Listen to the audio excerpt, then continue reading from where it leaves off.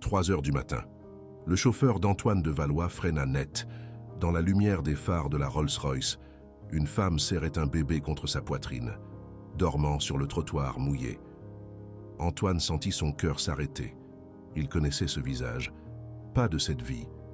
Si vous avez déjà eu l'impression de connaître quelqu'un que vous venez de croiser, cette histoire va changer votre façon de comprendre les connexions. Restez jusqu'à la fin. Antoine de Valois avait 42 ans, une fortune de 300 millions d'euros et un vide qu'aucun argent ne pouvait combler. Divorcé depuis 5 ans, sans enfant, il vivait dans un château de 27 pièces qui résonnait de son silence. Cette nuit-là, il revenait d'un rendez-vous d'affaires à Paris. Son jet privé avait atterri à 2 heures du matin. Le chauffeur l'attendait. La ville dormait. Les rues étaient désertes. Puis, les phares illuminèrent cette scène. Une jeune femme, peut-être 28 ans, était recroquevillée contre le mur d'un immeuble abandonné. Elle portait un chemisier trop fin pour le froid de la nuit. Dans ses bras, elle serrait un bébé, enveloppé dans une couverture usée. La pluie fine du début de soirée avait mouillé ses cheveux châtains, qui collaient à son visage pâle. Le chauffeur ralentit par instinct, comme n'importe qui le ferait en voyant une scène pareille.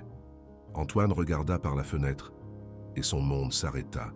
Son visage, ce visage. Il connaissait ce visage.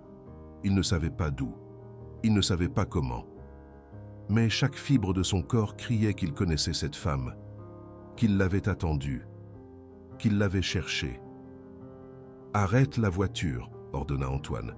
Sa voix était rauque, presque un murmure. « Monsieur de Valois, je ne pense pas que ce soit sûr », commença le chauffeur. « J'ai dit d'arrêter la voiture. » Le chauffeur obéit. Antoine descendit de la Rolls-Royce avant que le véhicule ne soit complètement arrêté. La pluie fine mouilla son costume sur mesure alors qu'il marchait vers la femme. Chaque pas semblait durer une éternité. Chaque pas semblait le rapprocher de quelque chose qu'il avait perdu il y a longtemps. La femme se réveilla, effrayée. Quand elle sentit sa présence, elle serra le bébé contre sa poitrine avec force, les yeux écarquillés de peur, des yeux châtains, profonds, des yeux qu'Antoine connaissait. Et alors, ça arriva. Quand leurs regards se croisèrent, Antoine sentit un choc traverser son corps entier, une sensation qui commença dans sa poitrine et se répandit dans chaque membre. Ce n'était pas de la peur, ce n'était pas de la surprise, c'était de la reconnaissance.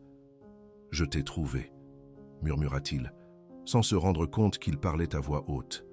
La femme écarquilla encore plus les yeux. Elle aussi avait senti. Antoine le vit sur son visage.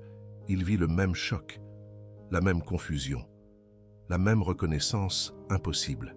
« Qu'avez-vous dit ?» demanda-t-elle, la voix tremblante. Antoine cligna des yeux, reprenant ses esprits. Qu'avait-il dit? Pourquoi avait-il dit ça?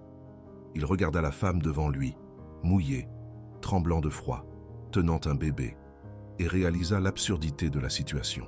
« Je suis désolé, hein, dit-il, en secouant la tête. Vous avez besoin d'aide. Il fait froid. Le bébé a besoin d'un endroit chaud. » La femme hésita. Elle le regarda avec méfiance, mais aussi avec quelque chose d'autre. Curiosité, reconnaissance, comme si elle aussi essayait de comprendre pourquoi cet étranger semblait si familier. « Qui êtes-vous » demanda-t-elle. « Mon nom est Antoine, Antoine de Valois. J'ai un château près d'ici. Vous et le bébé pouvez y rester jusqu'à l'aube. Je ne vais rien faire, je veux juste vous aider. » Elle aurait dû dire non. N'importe quelle personne sensée dirait non à un étranger à 3 heures du matin.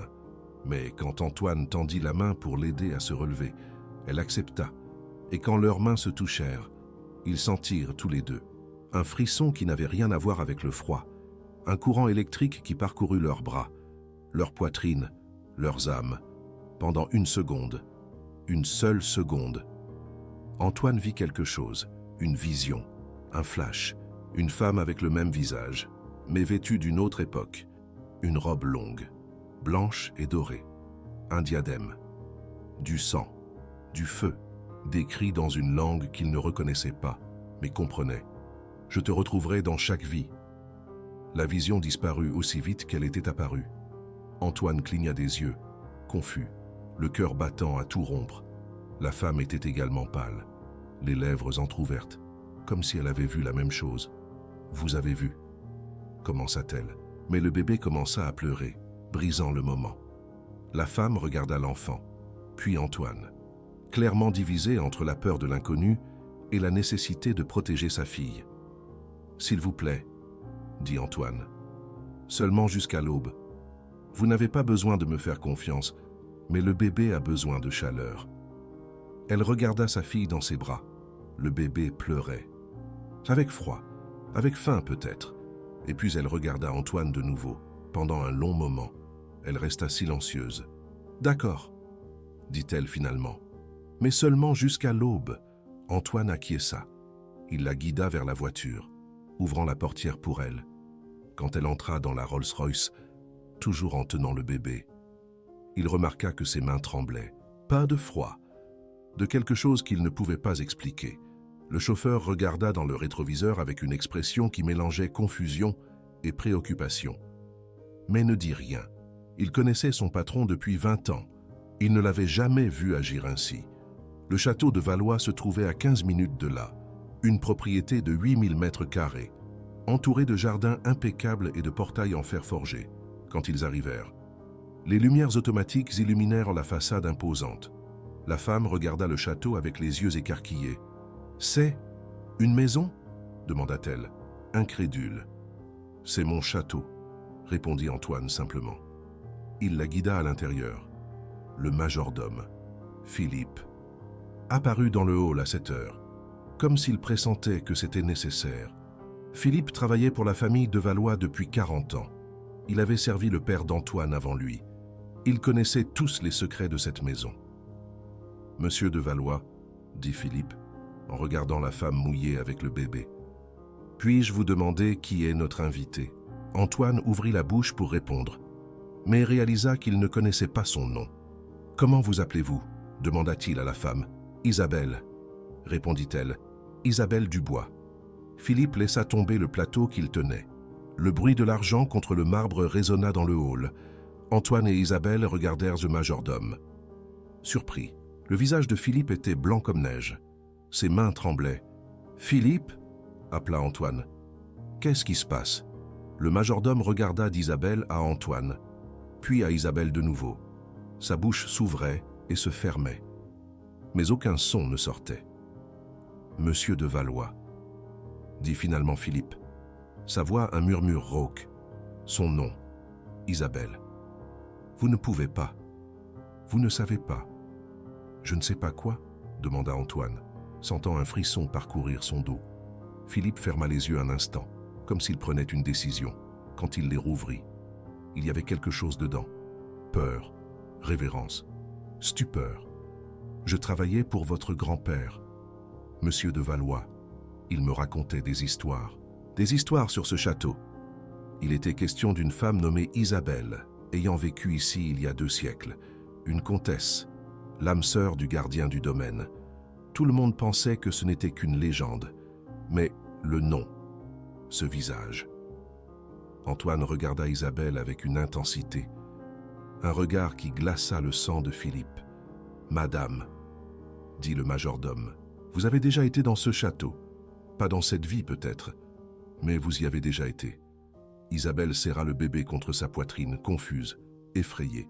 « De quoi parle-t-il » demanda-t-elle à Antoine. Antoine ne savait que répondre. Il regarda Philippe, puis Isabelle, puis le château majestueux qui les entourait. Quelque chose se passait, quelque chose qu'il ne comprenait pas, quelque chose qui allait bien au-delà d'aider une inconnue dans la rue. Et alors, le bébé commença à s'agiter dans les bras d'Isabelle. La couverture glissa, révélant son petit corps, et Antoine vit une tache de naissance. Sur l'épaule gauche du bébé, une marque sombre, de forme irrégulière, presque comme une étoile à 5 branches. Antoine sentit le sang se retirer de son visage. Sans réfléchir, il porta sa main à sa propre épaule gauche, la cicatrice. Cette cicatrice qu'il avait depuis toujours, que les médecins n'avaient jamais su expliquer. Une cicatrice qui ressemblait à une étoile à 5 branches, identique à la tache de naissance du bébé. Philippe suivit son regard. Et quand il vit la marque sur le bébé, le majordome fit quelque chose qu'Antoine n'avait jamais vu en 40 ans. Philippe s'agenouilla. « Bienvenue à la maison, madame la comtesse », murmura le majordome. « Monsieur le garde vous a attendu pendant 2 siècles. Vous avez tenu votre promesse. » Isabelle recula d'un pas, visiblement effrayée. « Quelle promesse? De quoi parlez-vous? Je ne vous connais pas. Je ne suis jamais venu ici. » Mais même en parlant, ses mains tremblaient. Et Antoine vit dans ses yeux la même chose qu'il ressentait lui-même. Le doute, la confusion.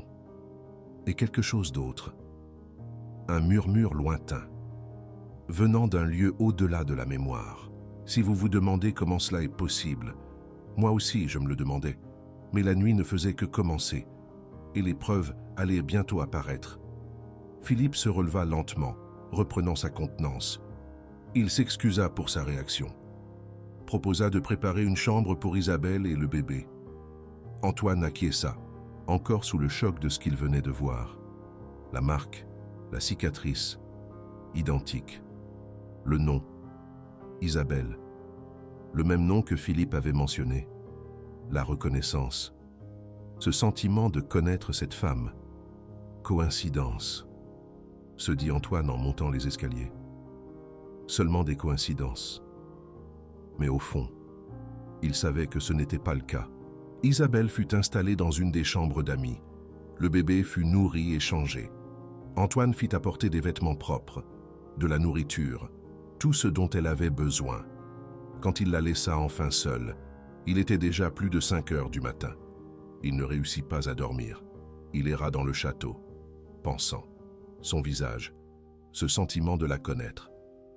Que de la vision qu'il avait eue quand leurs mains s'étaient touchées, la marque identique à sa cicatrice. Que diable se passait-il? Quand le soleil se leva, Antoine était dans le bureau de son grand-père, qu'il avait conservé exactement comme il était quand le vieil homme était mort, il y a 20 ans. Livres anciens, meubles en acajou, un portrait à l'huile de son arrière-grand-père sur le mur. L'arrière-grand-père. Antoine fixa le portrait. Charles de Valois, né en 1850. L'homme qui avait bâti la fortune de la famille. Mais avant Charles, il y avait eu d'autres de Valois. La famille avait des racines dans cette région depuis le XVIIIe siècle, depuis 1780. Antoine sentit un frisson. Il se dirigea vers la bibliothèque où son grand-père gardait les journaux de famille, des registres allant de 1780 à 1950. Il n'avait jamais eu envie de lire ça, de l'histoire ancienne, pensait-il. Inutile. Mais maintenant, il commença à chercher. 1780. Il avait besoin de trouver des registres de 1780. Il trouva un volume relié en cuir, les pages jaunies par le temps. Il l'ouvrit avec précaution et commença à lire. Les registres parlaient d'une époque troublée. Guerre, conflit, instabilité. Le château de Valois était différent alors, plus petit, plus rustique. La famille n'était pas encore riche. Ils étaient gardes, soldats, serviteurs d'une noblesse locale. Et alors, Antoine trouva le nom. Antoine de Valois, né en 1755, garde personnel de la comtesse Isabelle Dubois d'Artois. Antoine cessa de respirer. Son propre nom, 2 siècles plus tôt, garde d'une comtesse appelée Isabelle. Il continua à lire, les mains tremblantes. Le journal parlait d'un amour interdit. Le garde et la comtesse. Elle était mariée à un noble cruel qui la maltraitait. Antoine était le seul qui la protégeait. Ils tombèrent amoureux. Eurent une fille en secret. Une fille appelée Sophie. Sophie. Antoine laissa tomber le journal. Il se dirigea vers la porte de la chambre d'amis. Frappa doucement. Isabelle ouvrit, encore somnolente. Le bébé dans ses bras. « Comment s'appelle votre bébé ?» demanda Antoine, la voix tremblante. Isabelle fronça les sourcils, confuse par cette question étrange. « Sophie, » répondit-elle. « Elle s'appelle Sophie. » Antoine s'appuya contre le chambranle de la porte. Le monde tournait autour de lui. Isabelle, Sophie, les mêmes noms, la même tache de naissance, la même sensation de reconnaissance. Que se passe-t-il demanda Isabelle, inquiète en voyant son visage. Antoine la regarda, puis le bébé, puis ses propres sentiments qu'il ne pouvait plus ignorer. « Il faut que je vous montre quelque chose, dit-il. Je crois que vous devez voir les journaux de mon grand-père. »« Quels journaux ?» demanda Isabelle. « Des journaux qui parlent d'une comtesse appelée Isabelle, et d'un garde appelé Antoine, et d'une fille appelée Sophie, 2 siècles plus tôt, dans ce même château. » Isabelle pâlit. Elle regarda sa fille dans ses bras, puis Antoine. « C'est impossible, murmura-t-elle. « C'est ce que je pensais, répondit Antoine. Mais après ce que j'ai vu cette nuit, je ne sais plus ce qui est possible. » Et à cet instant, avec le soleil matinal entrant par les fenêtres du château, Antoine de Valois sut que sa vie avait changé à jamais, que la femme devant lui n'était pas une inconnue, que le bébé dans ses bras portait quelque chose qui traversait le temps, et que l'histoire qu'il allait découvrir changerait tout ce qu'il pensait savoir sur l'amour, le destin, et les promesses que l'on fait dans nos derniers instants de vie. Si vous commencez à avoir des frissons, attendez. Ce qui va suivre va vous laisser sans voix, car les journaux n'étaient que le commencement, et ce qui était caché dans le grenier scellé du château allait révéler une vérité bien plus terrifiante. Antoine conduisit Isabelle jusqu'au bureau. Ils s'assirent face à face. Le journal de 200 ans entre eux. Le bébé Sophie dormait dans un berceau improvisé que Philippe avait préparé. « Lisez vous-même », dit Antoine, en poussant le journal dans sa direction. Isabelle hésita.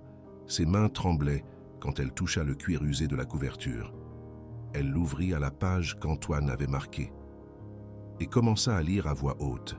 « Aujourd'hui, j'ai encore vu la comtesse pleurer. Son mari est un monstre.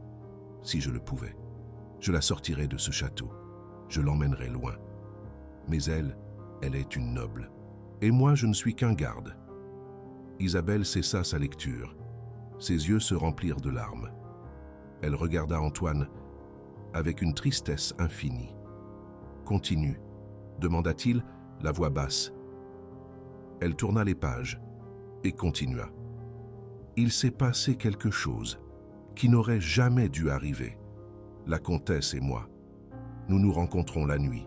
Je sais que c'est mal. Je sais que je pourrais mourir pour ça.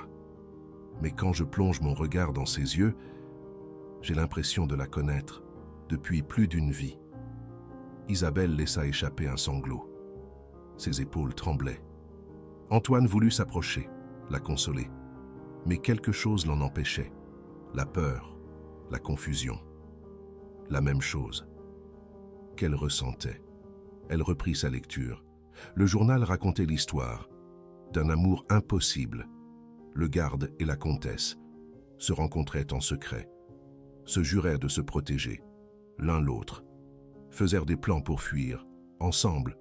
Et puis, la tragédie. Isabelle est enceinte. L'enfant est de moi. Si son mari le découvre, nous mourrons tous les deux.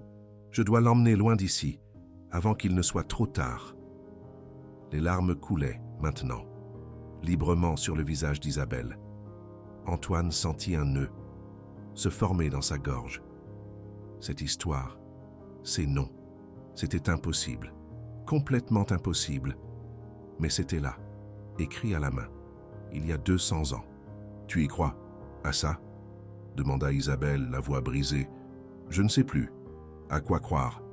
répondit Antoine, honnêtement. « Mais les noms, Isabelle. Le bébé s'appelle Sophie. Tu t'appelles Isabelle. Et moi, je m'appelle Antoine. Exactement comme dans les journaux. »« Ça peut être une coïncidence, » dit-elle. Mais sa voix ne semblait pas convaincue. « Et la marque ?» demanda Antoine. « La marque de naissance de Sophie, identique à ma cicatrice. Ça aussi, c'est une coïncidence. » Isabelle ne répondit pas.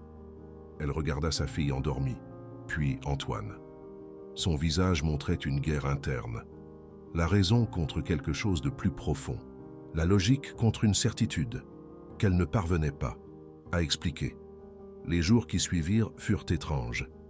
Isabelle décida de rester au château, du moins, jusqu'à ce qu'elle trouve un emploi et un endroit où vivre. Antoine lui proposa de travailler là, comme gouvernante temporaire. Elle accepta, bien qu'ils sachent tous les deux que cela n'avait rien à voir avec le travail. C'était une question de réponse. Isabelle commença à explorer le château, et des choses étranges commencèrent à se produire le 3e jour.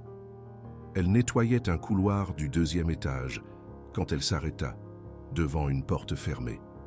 Antoine la trouva là, immobile, regardant le bois, comme si elle était en transe. « Qu'est-ce qu'il y a » demanda-t-il. « Je sais ce qu'il y a derrière cette porte, » dit Isabelle. Sa voix sonnait lointaine, presque rêveuse.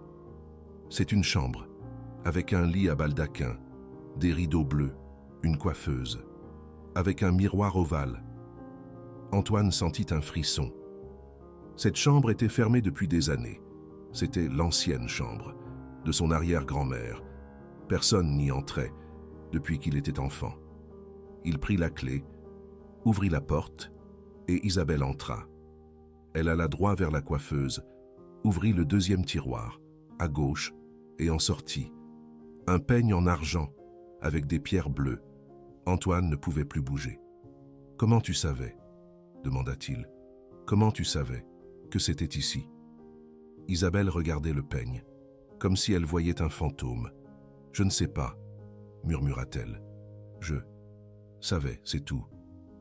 Si vous pensez que c'est étrange, vous avez raison. Mais les coïncidences s'accumulaient trop rapidement pour être ignorées, et le pire était encore à venir, cette nuit-là. Isabelle fit un cauchemar. Antoine se réveilla, avec des cris venant de sa chambre. Il courut jusqu'à elle, le cœur battant à tout rompre. Il trouva Isabelle assise sur le lit, en sueur, tremblante, les yeux écarquillés de terreur. « Le feu !» criait-elle. « Ils mettent le feu à la maison. Les soldats français. Il faut prendre Sophie, il faut fuir. » « Isabelle !» l'appela Antoine, en la tenant par les épaules. « Isabelle, réveille-toi, c'était un cauchemar. » Elle cligna des yeux, regarda autour d'elle, confuse. Les larmes coulaient sur son visage. Sa respiration était rapide, irrégulière. « Quand j'étais là, » dit-elle, la voix tremblante, « dans le château. Mais c'était différent, plus petit, plus ancien. Il y avait des soldats partout. Ils parlaient français. Et il y avait le feu, beaucoup de feu. » Antoine s'assit sur le bord du lit. Son propre cœur battait fort. Soldat français, le feu. La description correspondait exactement à ce qu'il avait lu dans les journaux, la nuit où la comtesse est morte. « Qu'est-ce que tu as vu d'autre » demanda-t-il. Isabelle ferma les yeux, essayant de se souvenir. « J'ai vu un homme, un garde. Il me protégeait, se battant contre les soldats. Il a été touché à l'épaule. » Elle toucha l'épaule gauche d'Antoine, sans s'en rendre compte. « Ici. » Antoine frissonna. La cicatrice, à l'endroit précis, où elle la touchait. Isabelle ouvrit les yeux, regarda sa propre main, sur son épaule. Puis elle regarda le visage d'Antoine, et pour la première fois, il vit en elle, non pas de la peur, non pas de la confusion, mais de la reconnaissance. « C'était toi, » murmura-t-elle. Dans le rêve, le garde, c'était toi. « Isabelle, » commença Antoine. Mais elle ne le laissa pas finir. Elle se leva du lit, brusquement. Elle avait besoin d'air, besoin de réfléchir. Elle quitta la pièce, presque en courant. Antoine ne la suivit pas. Il resta assis là, dans l'obscurité, à traiter ce qui venait de se passer.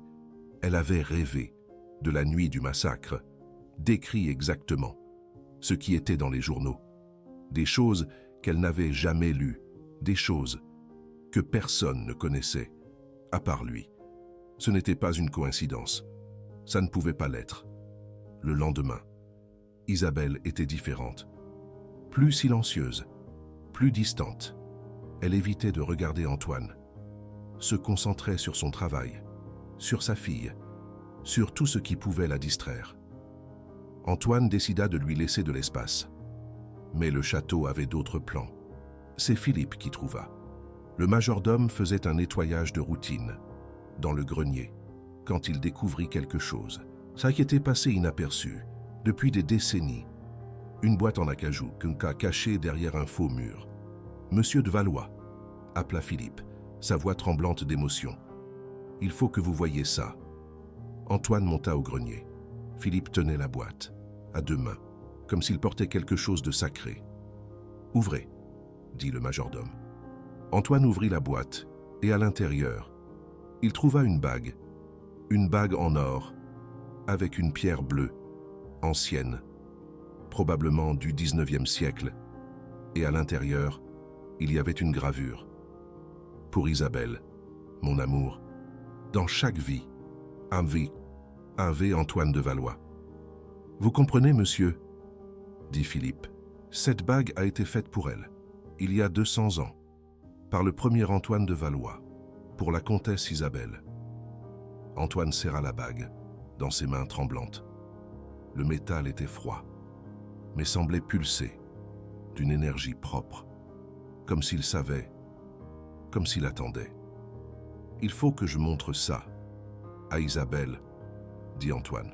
Il la trouva dans la bibliothèque, lisant un livre, pendant que Sophie dormait, dans son berceau, à côté, quand elle vit l'expression sur son visage. Elle laissa tomber le livre, immédiatement. « Qu'est-ce qui s'est passé ?» demanda-t-elle. Antoine ne dit rien. Il tendit simplement la main, avec la bague. Isabelle regarda la bague. Sa respiration se coupa. Ses yeux s'embuèrent instantanément de larmes, comme si son corps réagissait avant que son esprit n'ait eu le temps de comprendre. « D'où cela vient-il » demanda-t-elle, sa voix à peine audible. Du grenier. Il était caché depuis des décennies, peut-être des siècles. Antoine fit tourner la bague, montrant la gravure. « Lis. » Isabelle lut. « Pour Isabelle, mon amour éternel. Ave. » Elle se mit à pleurer. Des larmes silencieuses coulèrent sur son visage. Elle ne comprenait pas pourquoi elle pleurait. Elle ne comprenait pas pourquoi cette bague l'affectait autant. Mais elle ne pouvait pas s'arrêter. « Puis-je » demanda Antoine, en indiquant sa main. Isabelle tendit sa main gauche, encore tremblante. Antoine glissa la bague à son annulaire. Elle s'adapta parfaitement, comme si elle avait été faite pour ce doigt, comme si elle y avait déjà été. Et alors, Isabelle vit une vision, claire comme le jour. Elle, dans une robe blanche. Antoine, à genoux devant elle, glissant cette même bague à son doigt. Un jardin, des fleurs, des sourires. « Je le veux », entendit-elle sa propre voix dire. « Dans chaque vie, je le veux. » La vision disparut. Isabelle était de retour dans la bibliothèque, son cœur battant si fort qu'elle pouvait l'entendre. Antoine la regardait avec une expression qui mêlait peur et espoir. « Tu as vu quelque chose ?» demanda-t-il. Isabelle acquiesça. Elle ne pouvait pas parler. Les larmes continuaient de couler. « Moi aussi », dit Antoine. « J'ai vu, je t'ai demandé en mariage, il y a 200 ans, dans ce même jardin. » Isabelle porta sa main à sa bouche, étouffant un sanglot. Cela ne pouvait pas être réel. Impossible, c'était de la folie. Mais la bague à son doigt disait le contraire. La sensation dans sa poitrine disait le contraire. Chaque fibre de son être criait que c'était la vérité. Qu'elle connaissait cet homme, qu'elle l'aimait depuis plus longtemps qu'elle ne pourrait jamais l'expliquer. « Je deviens folle », dit Isabelle. « Ça ne peut pas arriver. » Antoine s'approcha d'elle. Il prit ses mains. « Je pensais la même chose, » dit-il. « Mais il y a trop de coïncidences.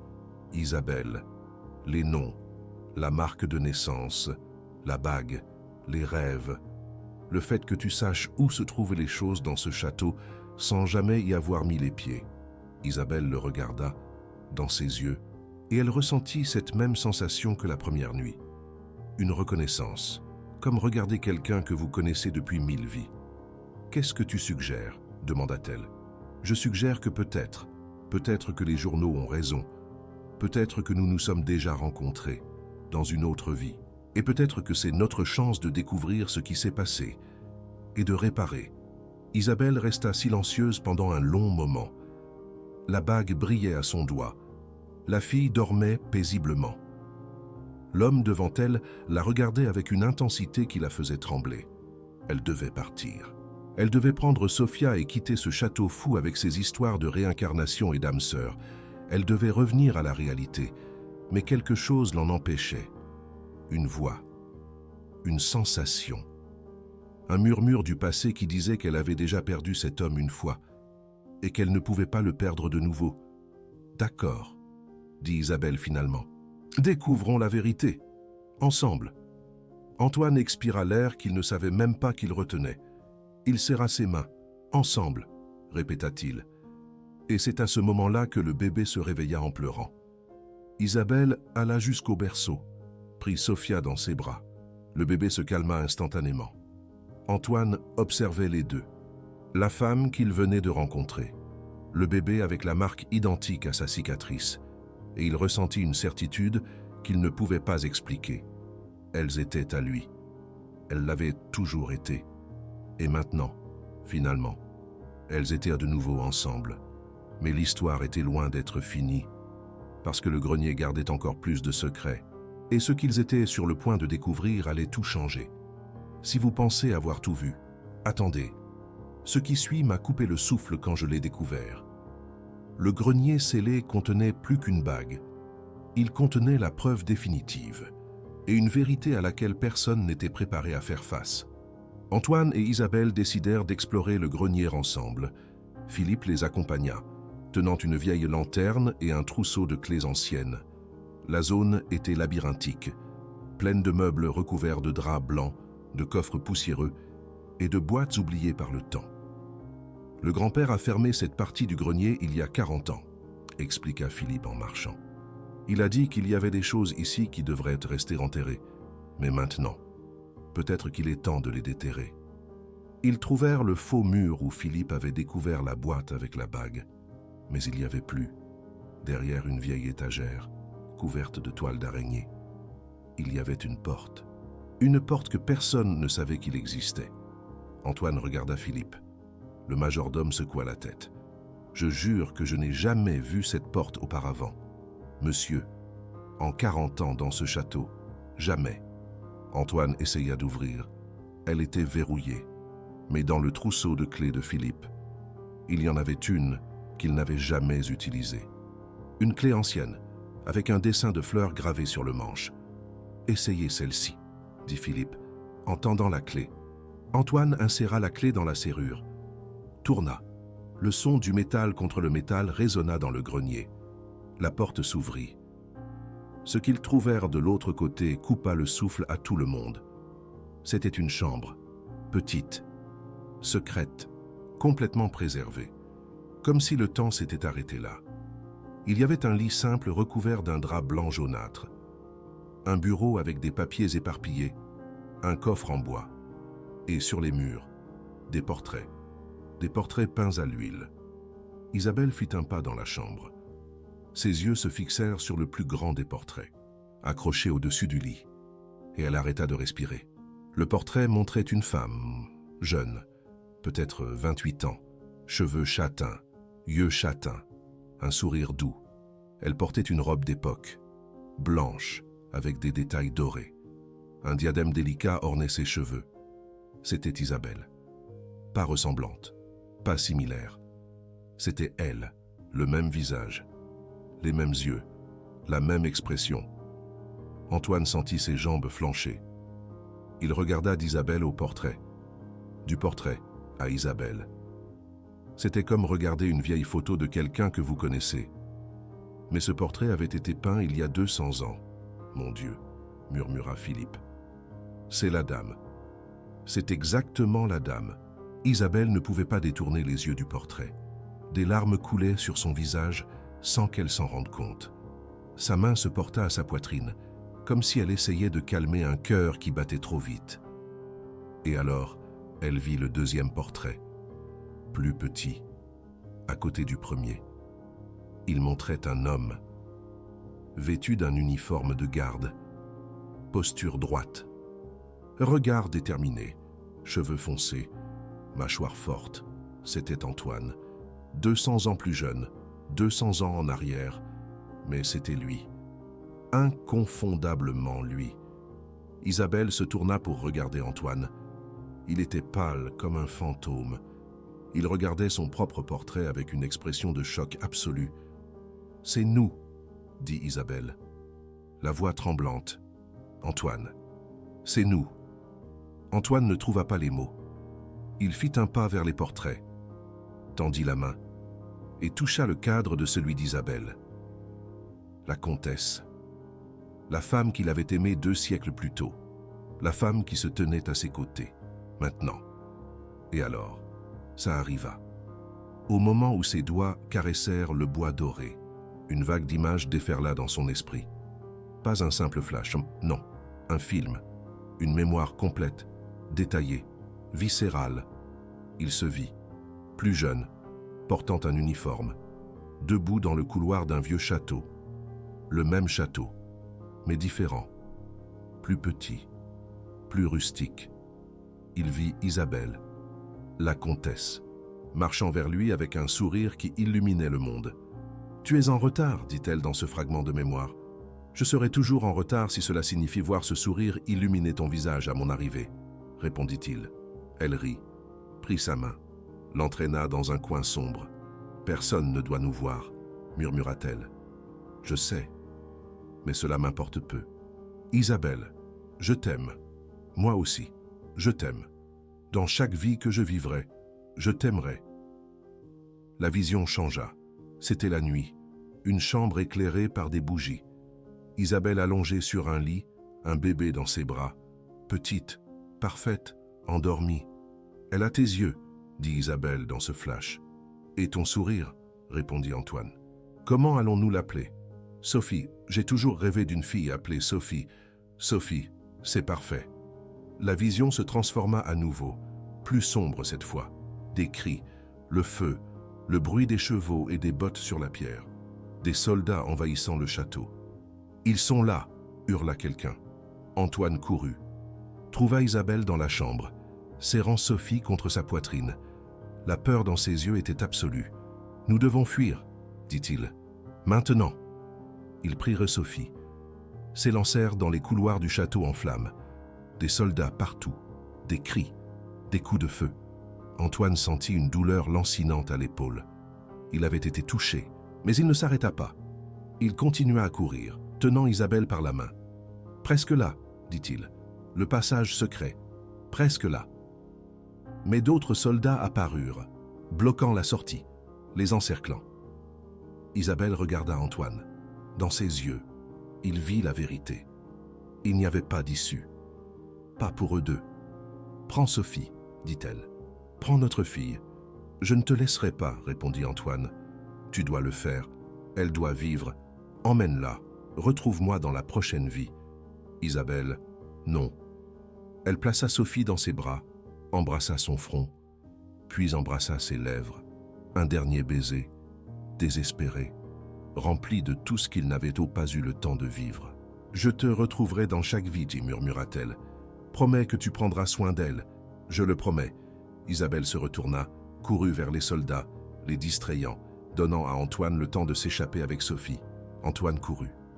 Il entendit des cris derrière lui, le son d'une épée.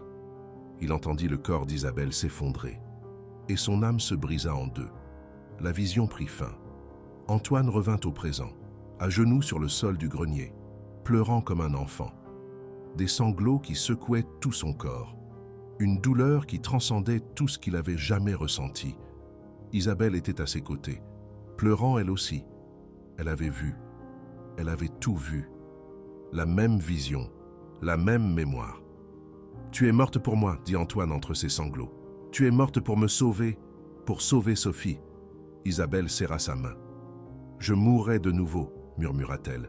« Dans chaque vie, autant de fois qu'il le faudrait. » Philippe était appuyé contre le mur, le visage baigné de larmes. En 40 ans au service de cette famille. Il n'avait jamais rien vu de pareil. Et alors, le bébé se mit à pleurer, Sophie, dans les bras de Philippe, qui la tenait pendant qu'Antoine et Isabelle exploraient le grenier. Le bébé pleurait comme si elle ressentait la douleur de ses parents à travers les siècles. Isabelle se releva, encore tremblante, prit Sophie dans ses bras. Le bébé se calma instantanément, comme elle le faisait toujours, et Isabelle la regarda avec des yeux nouveaux. « Toi aussi, tu étais là, » murmura-t-elle à sa fille. « Tu étais notre fille dans cette vie aussi, et tu l'es toujours. » Antoine s'approcha, enlaça les deux, sa femme, sa fille, sa famille, enfin réunis, après 200 ans. « Si vous pleurez maintenant, je comprends.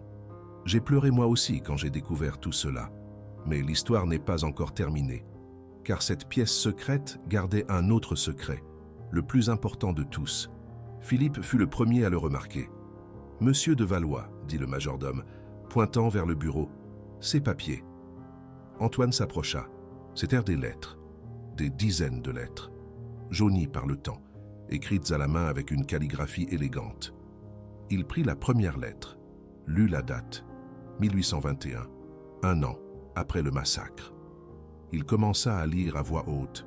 « Ma très chère Isabelle, cela fait 1 an que tu es partie. Cela fait 1 an depuis la pire nuit de ma vie.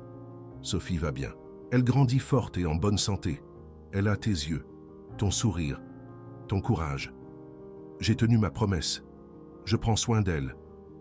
Mais je ne passe pas un jour sans penser à toi, sans rêver de toi, sans souhaiter que tu sois là. » Antoine s'arrêta de lire. Sa voix se brisait. Isabelle prit une autre lettre. 1825. Sophie a 5 ans aujourd'hui. Elle pose des questions sur sa mère parfois. Je lui raconte des histoires sur toi, sur ta bravoure, ta bonté, et sur la façon dont tu m'aimais alors que je n'étais qu'un garde et toi une comtesse. Elle dit qu'un jour, elle trouvera un amour comme ça. Les larmes coulaient sur les visages des deux. Ils continuèrent à lire. 1830. Sophie devient une magnifique jeune femme. Elle te ressemble tellement que parfois ça fait mal de la regarder. Elle a épousé un homme bon. Elle aura des enfants. Notre lignée continuera. Tu serais fière. 1840. Je vieillis, Isabelle. Mes os me font mal. Mes mains tremblent. Mais mon cœur bat toujours pour toi. Chaque battement murmure ton nom. 1845. Ceci est ma dernière lettre. Le médecin dit que je n'ai plus beaucoup de temps. Je suis en paix avec cela, parce que cela signifie que je vais bientôt te retrouver. Tu as promis que tu me retrouverais dans chaque vie. Je te crois. Je t'ai toujours cru. Je te retrouverai de l'autre côté, mon amour. Et cette fois, rien ne nous séparera. Antoine lâcha la lettre. Il tremblait de la tête aux pieds. Isabelle était pareille. Il a attendu, dit Isabelle. Il a attendu toute sa vie pour moi. Nous avons attendu, corrigea Antoine. Nous avons tous les deux attendu. Et maintenant, enfin, nous nous sommes retrouvés. Mais il y avait encore une chose, une dernière découverte qui allait tout changer. Philippe examinait le coffre en bois dans le coin de la pièce. Il l'ouvrit avec précaution, et de l'intérieur, il sortit quelque chose enveloppé dans du velours rouge. « Monsieur de Valois, » dit le majordome, la voix tremblante. « Je pense que madame doit voir cela. » Antoine et Isabelle s'approchèrent. Philippe ouvrit le velours. C'était un livre. Un journal. Mais ce n'était pas le journal d'Antoine, le garde. C'était un autre journal, avec une couverture différente, une calligraphie différente. Le journal de la comtesse Isabelle d'Aragon, lut Philippe à la première page. 1818 à 1820. Isabelle prit le journal entre ses mains tremblantes. Son propre journal, vieux de 200 ans. Elle l'ouvrit à la dernière page écrite. La date était celle de la nuit du massacre. Ce soir, les soldats vont attaquer. Je le sais, je le sens. Le comte a découvert Antoine et moi. Il a ordonné aux soldats de nous tuer, mais je n'ai pas peur. Je suis en paix, parce que je sais que mon amour pour Antoine est éternel. Je sais que notre fille survivra. Je sais qu'en quelques lieux, en quelque temps, nous nous retrouverons. C'est ma promesse, ma dernière promesse. Je te retrouverai à chaque vie. Antoine de Valois, prends soin de notre Sophie et attends-moi, parce que je reviendrai. Isabelle referma le journal. Les larmes coulaient librement maintenant. Elle regarda Antoine, l'homme qu'il avait trouvé dans la rue, dormant sur le trottoir, tenant un bébé dans ses bras, l'homme qui avait ressenti cette même connexion impossible qu'elle avait ressenti. L'homme qui était sien, avait été sien, serait sien dans toutes les vies qu'elle vivrait. « Je suis revenu, » dit Isabelle. « J'ai tenu ma promesse. » Antoine lui prit le visage entre ses deux mains. « Et j'ai attendu, moi, dit-il. 200 ans, 1000 vies, si nécessaire. J'attendrai toujours pour toi. Si vous ne ressentez pas déjà des frissons, vous n'êtes pas humain. Parce que ce qui s'est passé ensuite a été le moment le plus émouvant de toute cette histoire. Et a changé la vie d'Antoine et d'Isabelle à jamais. Ils sortirent du grenier, descendirent les escaliers en silence, traitant tout ce qu'ils avaient découvert, les portraits, les lettres, le journal, les souvenirs. C'était eux, c'était vraiment eux. 200 ans auparavant, amants interdits, âmes sœurs séparées par la mort. Et maintenant, finalement réunis. Antoine s'arrêta au milieu du couloir, se tourna vers Isabelle. « Je sais que nous nous connaissons depuis seulement une semaine, dit-il, dans cette vie, du moins. Je sais que tout cela semble fou, que toute personne sensée penserait que nous sommes aliénés. Mais je m'en fiche. » Isabelle le regarda, attendant. Antoine s'agenouilla. « Isabelle Dubois, comtesse Isabelle d'Aragon, mon âme sœur dans chaque vie que je vis. Je t'ai aimée il y a 200 ans. Je t'ai aimée dans chaque rêve que j'ai fait. Je t'ai aimée avant de savoir que tu existais. Et maintenant que je t'ai trouvée, je ne vais plus jamais te perdre. » Il ôta la bague de son doigt, la même bague d'il y a 200 ans, et la tint devant elle. « Veux-tu m'épouser » demanda-t-il. « Encore une fois, cette fois, pour toujours. » Isabelle pleurait, souriant et pleurant en même temps. Elle regarda l'homme agenouillé devant elle, le millionnaire qui avait arrêté sa Rolls-Royce pour aider une inconnue, le garde qui était mort en essayant de la sauver, l'autre moitié de son âme. « Oui, » dit-elle. « Dans chaque vie, la réponse a toujours été « oui ». Antoine glissa la bague à son doigt, se releva, lui prit le visage entre ses deux mains et l'embrassa. Un baiser qui traversa 200 ans, un baiser qui guérit les blessures des vies passées. Un baiser qui scella une promesse finalement accomplie. Sophie pleurait dans les bras de Philippe. Mais ce n'était pas un pleur de faim ou d'inconfort. C'était différent. Comme si le bébé ressentait aussi. Comme si elle savait que quelque chose de magique était en train de se produire. Philippe sourit à travers ses larmes. « Bienvenue à la maison. Madame de Valois. » murmura le majordome. « Bienvenue à la maison. » Et dans ce couloir du château de Valois, sous les portraits d'ancêtres qui gardaient des secrets de siècles, 3 âmes se sont finalement réunies. Le garde, la comtesse, la fille. 200 ans d'attente, 200 ans de recherche, 200 ans d'une promesse chuchotée dans les derniers moments de vie. Je te retrouverai à chaque vie. Et elle a retrouvé. Si cette histoire vous a touché d'une manière ou d'une autre, si vous avez déjà ressenti une connexion comme celle-ci avec quelqu'un, si vous croyez que l'amour peut transcender le temps et la mort, alors vous devez voir ce qui s'est passé ensuite. Parce qu'Antoine et Isabelle ont découvert encore une chose qui expliquait tout, une chose qui prouvait que certaines âmes sont vraiment faites l'une pour l'autre. Quelques jours après la demande en mariage, Antoine organisait les documents trouvés dans la chambre secrète. Il voulait tout préserver. Les lettres, le journal, les portraits, c'était la preuve physique de quelque chose que la plupart des gens ne croiraient jamais.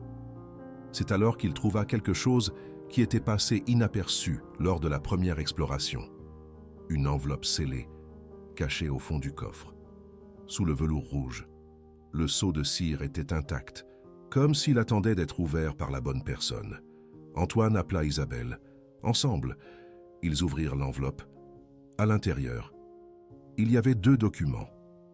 Le premier était un acte de naissance de 1820. Sophie de Valois, fille d'Antoine de Valois et d'Isabelle d'Aragon. Le second document les fit tous les deux arrêter de respirer. C'était un acte de mariage, daté de 1819, 1 an avant le massacre. Antoine de Valois et Isabelle d'Aragon, mariés en secret, témoignés par un prêtre local.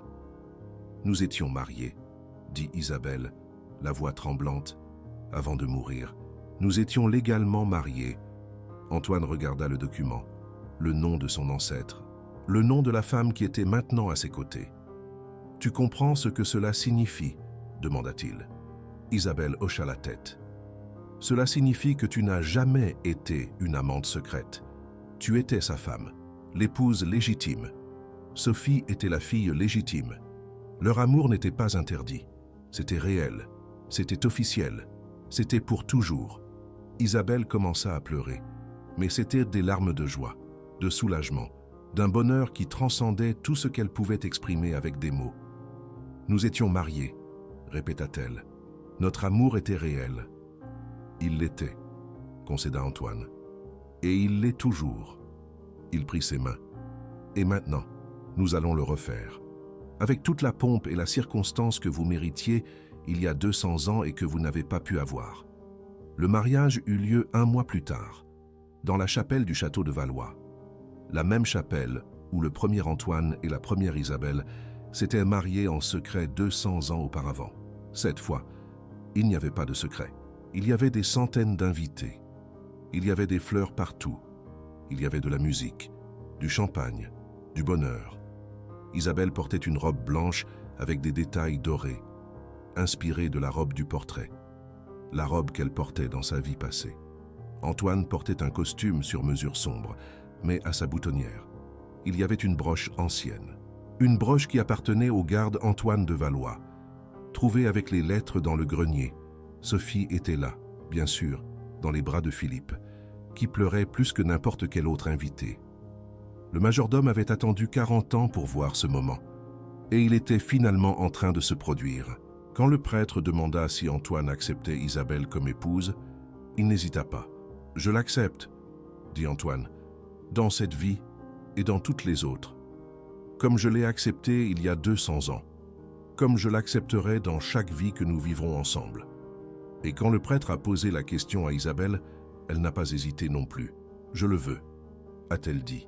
« Comme je l'ai voulu quand j'étais une comtesse et qu'il était mon garde, comme je le voudrais toujours, en toutes circonstances, à toute époque, dans toute vie. » Le baiser qui a scellé le mariage a fait applaudir tous les invités. Mais Antoine et Isabelle l'ont à peine entendu.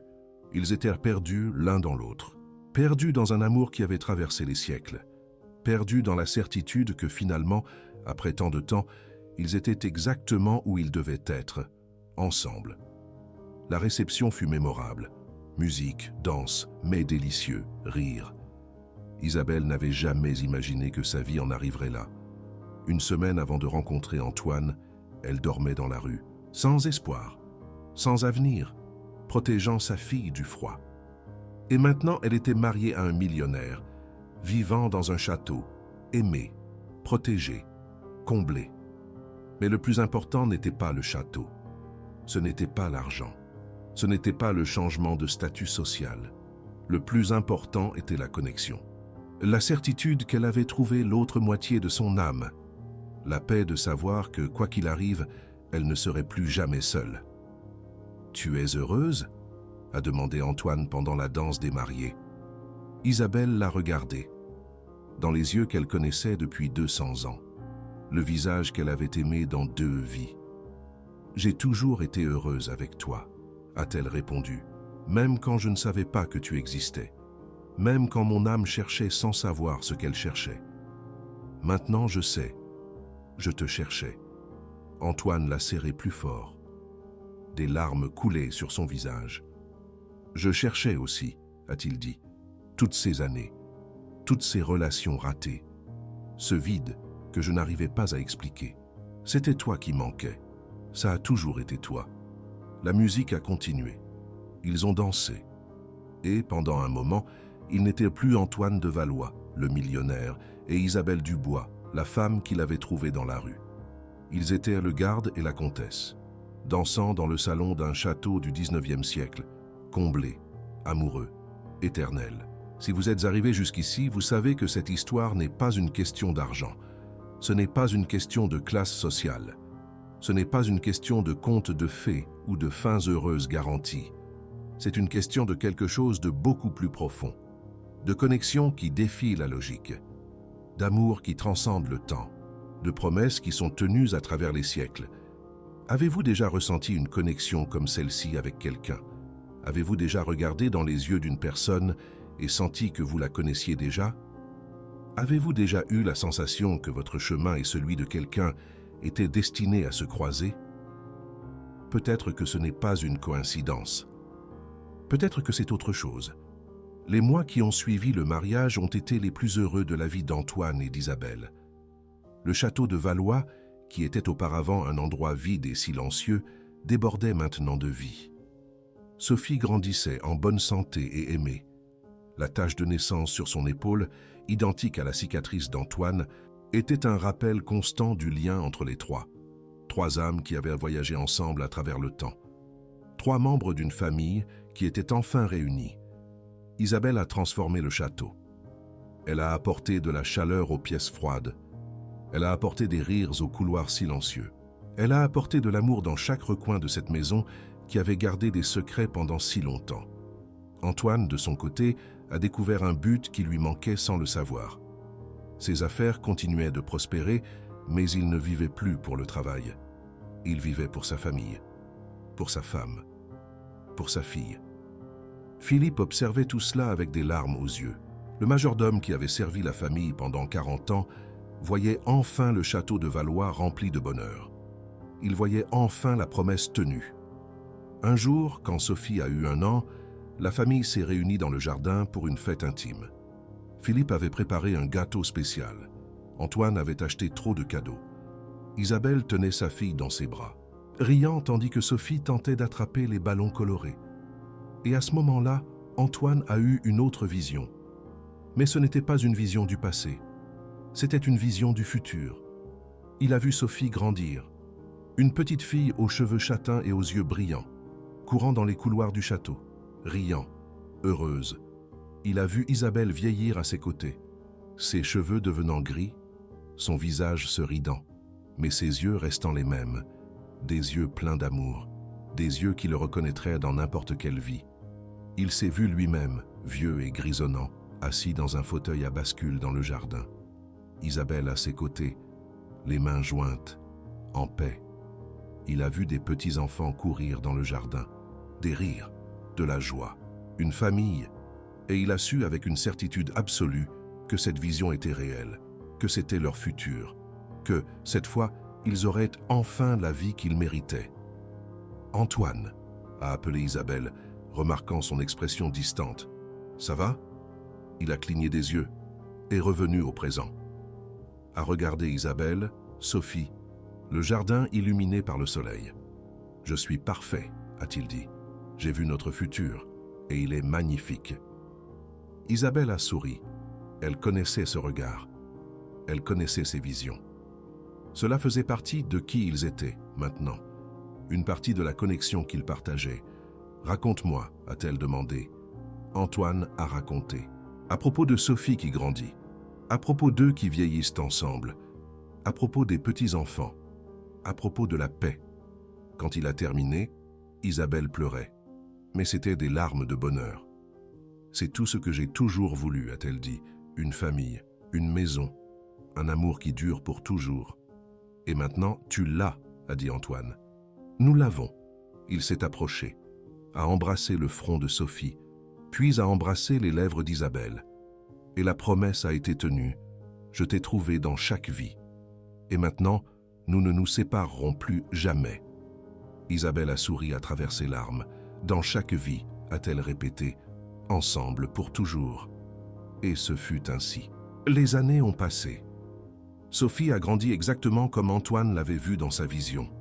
Une jeune fille joyeuse, intelligente, pleine de vie. Elle connaissait l'histoire de ses parents. Elle connaissait les portraits dans le grenier. Elle connaissait les lettres, le journal, la bague. Et un jour, alors qu'elle avait 16 ans, Sophie a trouvé quelque chose que ses parents n'avaient pas découvert. Un 3e portrait, caché derrière l'un des autres. Il montrait un bébé, une petite fille aux yeux brillants et une tache de naissance sur l'épaule gauche. La plaque sous le portrait disait « Sophie de Valois, née en 1820, fille aimée d'Antoine et d'Isabelle.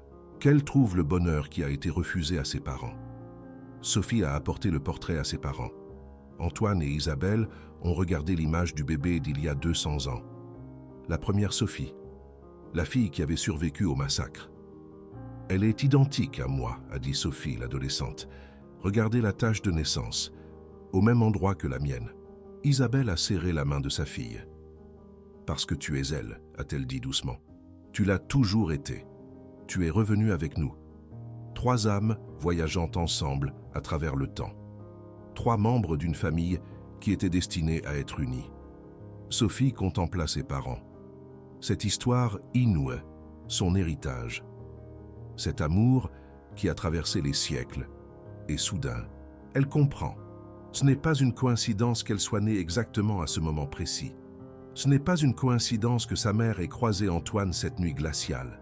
Ce n'est pas une coïncidence, cette marque de naissance, ces prénoms, ces liens invisibles. Tout était écrit, depuis 1820, depuis cette promesse murmurée dans les derniers instants d'une comtesse. Je te retrouverai à chaque vie. Prends soin de notre Sophie. Et cette promesse a été tenue, sous toutes les formes possibles. Si vous êtes arrivés jusqu'à la fin de cette histoire, je dois vous poser une question. Croyez-vous aux âmes sœurs? Croyez-vous que certaines connexions transcendent le temps? Croyez-vous que l'amour puisse être assez fort pour traverser les vies, les morts, les siècles? Parce qu'Antoine et Isabelle, eux, y croient. Ils l'ont vécu. Ils en sont la preuve vivante. Et peut-être, seulement peut-être, avez-vous aussi une connexion pareille? Quelqu'un que vous avez rencontré et eu l'impression de connaître depuis toujours. Quelqu'un qui est entré dans votre vie et vous a fait sentir, enfin, chez vous. Si vous avez cette personne, chérissez-la, protégez-la, aimez-la, parce qu'un amour pareil ne se produit pas tous les jours, ne se produit pas dans toutes les vies. Et quand cela arrive, c'est magique. Antoine de Valois a trouvé Isabelle Dubois endormie dans la rue avec un bébé, à 3 heures du matin. Il a arrêté sa Rolls-Royce, il a tendu la main et a changé 2 vies à jamais. Ou peut-être est-il plus juste de dire qu'il a continué une histoire qui avait commencé 200 ans plus tôt. Une histoire d'amour interdit, de sacrifice, de promesses faites à l'heure de la mort. Je te retrouverai à chaque vie, et il l'a retrouvée. Certaines personnes regarderont cette histoire et penseront que c'est de la fiction, que des choses pareilles n'arrivent pas dans la vraie vie, que les âmes sœurs sont une invention des films romantiques, mais peut-être que ces personnes ne l'ont pas encore rencontrée. Peut-être qu'elles sont encore en train de la chercher. Peut-être que leur âme sœur est quelque part, maintenant, attendant le moment où leurs chemins vont se croiser. Et quand ils se croiseront, vous le saurez. Comme Antoine l'a su, comme Isabelle l'a su. Vous regarderez dans les yeux de cette personne et vous ressentirez quelque chose que vous ne pouvez pas expliquer. Une connexion, une reconnaissance, une certitude. C'est ça, l'amour. C'est ça, le destin. C'est ça, l'éternité. Si cette histoire vous a touché, si elle vous a fait penser à quelqu'un, si elle a mis des larmes dans vos yeux ou des frissons sur votre peau, alors elle a rempli son but. Parce que les histoires comme celle-ci ne sont pas faites pour divertir. Elles sont faites pour se souvenir que l'amour existe, que des connexions véritables sont possibles, qu'il vaut la peine d'y croire.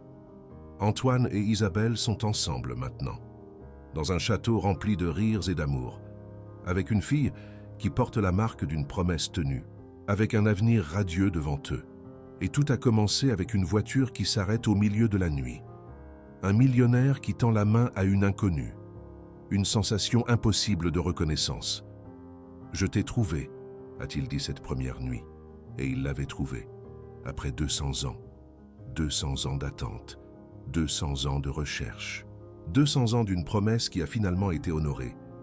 Je te retrouverai à chaque vie, et l'amour véritable trouve toujours un chemin. Avez-vous déjà ressenti une connexion pareille avec quelqu'un? Racontez-nous dans les commentaires. Quelle histoire de connexion n'avez-vous jamais racontée à personne? Je veux savoir. Parce que chaque histoire comme celle-ci mérite d'être entendue. Chaque amour comme celui-ci mérite d'être célébré. Et rappelez-vous, si vous êtes encore en train de chercher, n'abandonnez pas. Votre âme sœur est peut-être plus proche que vous ne l'imaginez, peut-être dans une autre ville, peut-être à l'autre bout du monde, ou peut-être endormie sur le trottoir. Attendant que vous arrêtiez votre voiture, l'amour véritable trouve toujours un chemin, toujours, à chaque vie.